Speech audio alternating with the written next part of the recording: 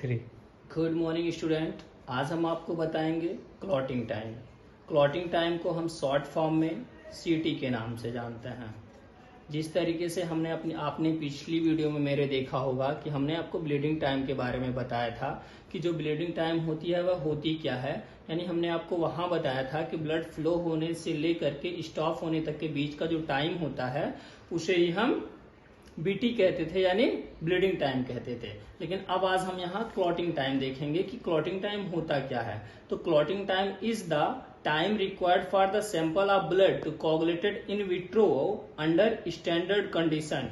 This is known as a blood clotting time. मतलब ये कहना चाहता है ये कि जो हमारा ब्लड होता है उसे यदि हम बाहर भी निकाल लेते हैं, किसी टेस्ट ट्यूब में निकाल लेते हैं, रख लेते हैं, तो हमारा ब्लड उसमें कितनी देर में कोगुलेटेड हो जाता है उसे ही हम क्लॉटिंग टाइम के नाम से जानते हैं। जो क्लॉटिंग टाइम होती है हमारा परफॉर्म क्यों की जाती है? परफॉर्म इसलिए की जाती है, सपोज दैट कभी कभी किसी पेशेंट का ऑपरेशन होता है तो उसकी जो क्लॉटिंग टाइम होती है वह जानना मस्ट होता है। तो जो क्लॉटिंग टाइम होता है वह 2 मेथड से हम परफॉर्म करते हैं। पहला मेथड जो होता है कैपिलरी ट्यूब मेथड होता है और दूसरा जो होता है लीव वाइट मेथड्स होता है। तो आज हम इस वीडियो में खाली आपको कैपिलरी ट्यूब मेथड से क्लॉटिंग टाइम परफॉर्म करने के बारे में बताएंगे। तो हम यहां देखते हैं capillary methods, capillary tube method. हम अब देखेंगे कैपिलरी ट्यूब मेथड्स अगर हम परफॉर्म करने जा रहे हैं तो हमारे पास क्या क्या रिक्वायरमेंट होनी चाहिए। पहली चीज हम यही चेक करते हैं। तो इसके लिए हमें क्या चाहिए? स्टेराइल लैंसेट चाहिए, लैंसेट हो गया। दूसरा कॉटन स्वैब हो गया, कॉटन स्वैब हो गया। उसके बाद हमें क्या चाहिए? कैपिलरी ट्यूब चाहिए, कैपिलरी ट्यूब चाहिए। जो हमारी कैपिलरी ट्यूब होती है उसका जो डायामीटर होता है 15 mm का होता है डायामीटर, और जो ट्यूब होती है उसकी लंबाई जो होती है वह 10 से 15 सेंटीमीटर लंबी होती है। अब हमें इसके बाद स्टॉप वॉच चाहिए।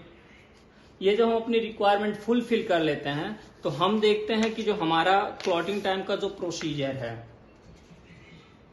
प्रोसीजर में हम क्या करेंगे?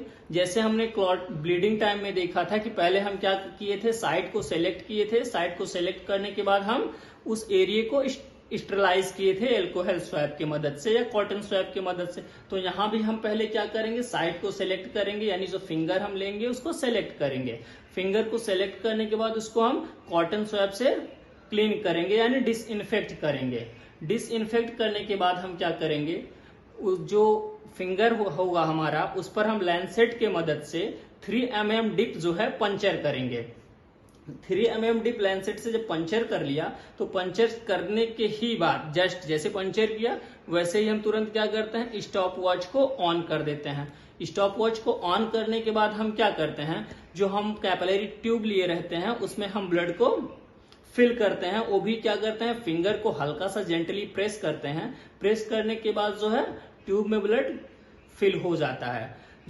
जब उसका जो ट्यूब है हमारा, सपोज दैट इतना बड़ा ट्यूब है, तो या तो हम पूरा फुल इसको फिल कर लेते हैं या तो हम इसको 2/3 पोर्शन ही फिल करते हैं।